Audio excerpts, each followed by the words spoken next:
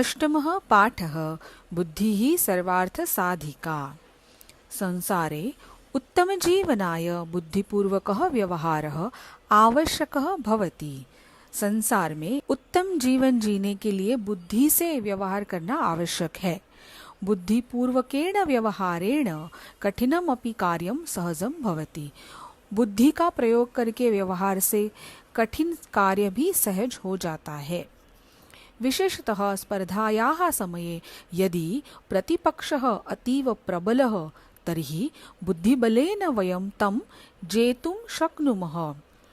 विशेषतः किसी स्पर्धा में अगर सामने वाला पक्ष बहुत प्रबल है, शक्तिशाली है, तो बुद्धि के प्रयोग से हम उसे जीत सकते हैं।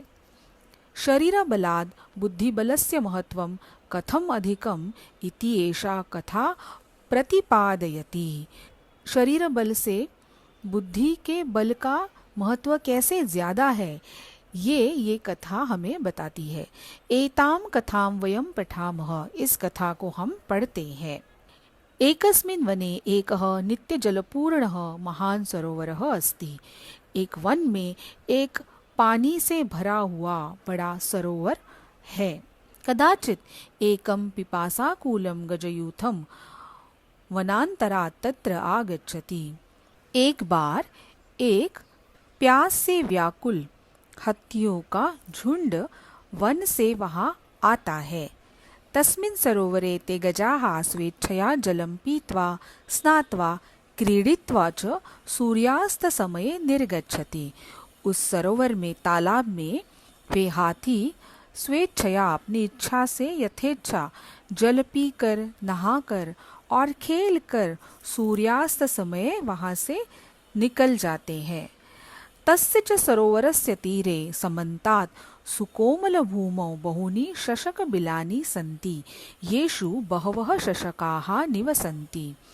और उस सरोवर के तीर पर सभी जगह पर कोमल भूमि पर बहुत सारे खरगोशों के बिल होते हैं, जिनमें बहुत सारे खरगोश रहते हैं। गजानां परिभ्रमणेन तेषु बिलेषु निवसन्तः बहवः शशकाः क्षतविक्षाताः भवन्ति, केचन पुनः मृताः अपि भवन्ति। हाथियों के परिभ्रमण से उन बिलों में रहने वाले बहुत सारे खरगोशों को चोट लगती है, कुछ मृत भी होते हैं। अतः शशकाः भीताः चिंतामग्नाः च भवन्ति। इसलिए सारे खरगोश भयभीत और चिंतामग्न होते हैं। ते दुःखम अनुभवन्ति, वो दुख का अनुभव करते हैं। स्वरक्षार्थम च ते उपायम चिंतयति, और खुद की रक्षा के लिए वे उपाय सोचते हैं। एकस्मिन् दिने सायंकाले तेषां शशकानां सभा भवति। एक दिन शाम को उन खरगोशों की सभा होती है। सर्वे शशकाः स्वमतं प्रकाशयन्ति। सारे खरगोश अपना अपना मत प्रदर्शित करते हैं। परं ते समाधानं न प्राप्नुवन्ति, परंतु उन्हें कोई समाधान, सोल्यूशन प्राप्त नहीं होता। अन्ते शशकराजः वदति, अहमेव उपायं चिन्तयामि, अधुना वयं सर्वे स्वगृहं गच्छामः। अंत में, आखिर में खरगोशों का राजा बोलता है, मैं ही उपाय सोचता हूँ, अब हम सब अपने अपने घर जाते हैं। अन्यस्मिन् दिवसे रात्रौ सः शशकराजः युथाधिपस्य गजराजस्य समीपं गच्छति। दूसरे दिन रात को वह खरगोशों का राजा शशकराज युथाधिपस्य गजराजस्य, जो हाथियों के झुंड का राजा अधिपति था, उसके पास जाता है। सह गजराजम कथयति, वह गजराज को बोलता है, हे गजराज, एषः सरोवरः चंद्रस्य वासस्थानमस्ति। हे गजराज, ये सरोवर चंद्र का निवास स्थान है, यहाँ चंद्र रहता है। वयं शशकाः तस्य प्रजाः स्म, हम खरगोश उसकी प्रजा है। अतएव सह शशांकः इति नामना प्रसिद्धः, इसीलिए वह मतलब चंद्र, शशांकः इस नाम से प्रसिद्ध है। यदा शशकाः जीवन्ति तदा एव चंद्र प्रसन्नः भवति। अगर खरगोश जीवित है तो ही चंद्र प्रसन्न है। गजराजः पृच्छति कथम अहम विश्वासं करोमि, किम सत्यमेव चंद्रः सरोवरे तिष्ठति। तो गजराज पूछता है मैं कैसे विश्वास करूं, क्या सचमुच चंद्र सरोवर में रहता है। यदि सरोवरः चंद्रदेवस्य वासस्थानं तर्हि तत् प्रदर्शयतु।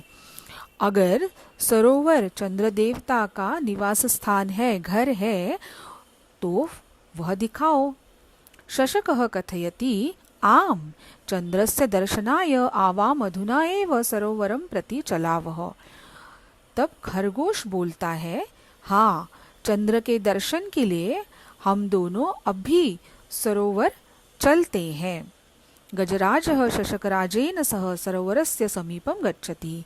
गजराज शशकराज के साथ सरोवर के पास जाता है।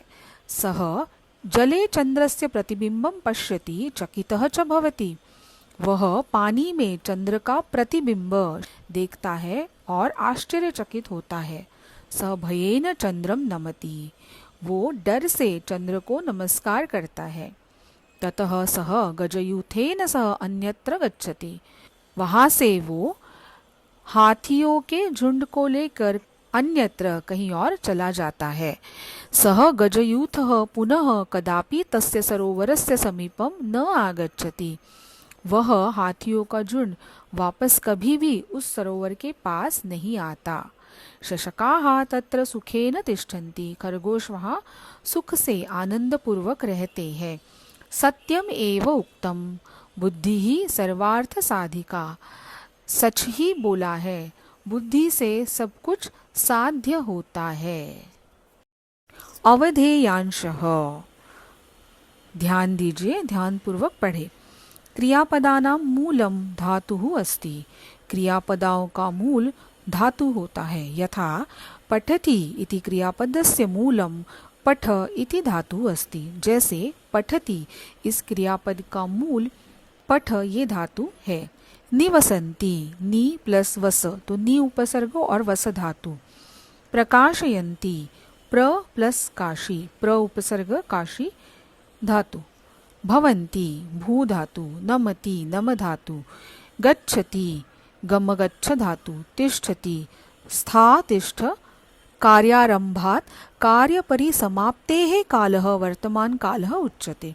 कार्य के शुरू से कार्य समाप्त होने तक का जो काल है, जो समय है, उसे वर्तमान काल कहा जाता है। वर्तमान कालस्य कृते लट् लकारः भवति। वर्तमान काल के लिए लट् लकार का प्रयोग होता है। लकारेषु त्रयः पुरुषाः प्रथमः मध्यमः उत्तमः एवं च त्रीणि वचनानि एकवचनं द्विवचनं बहुवचनं भवति। लकार में तीन पुरुष प्रथमः मध्यमः उत्तमः और तीन वचन एक वचन द्विवचन बहुवचन होते हैं। लट् लकारस्य क्रियापदे अधोलिखितानां चिह्नानि भवन्ति। तो लट् लकार के क्रियापदों के लिए इन चिन्हों का, इन प्रत्ययों का प्रयोग होता है। जैसे तीतः अन्ति, सीथः थ, वह मह। तो पठ धातु का लट् लकार का यहाँ पे तालिका दी हुई है। पठति पठतः पठन्ति, पठसि पठतः पठथ, पठामि पठावः पठामः।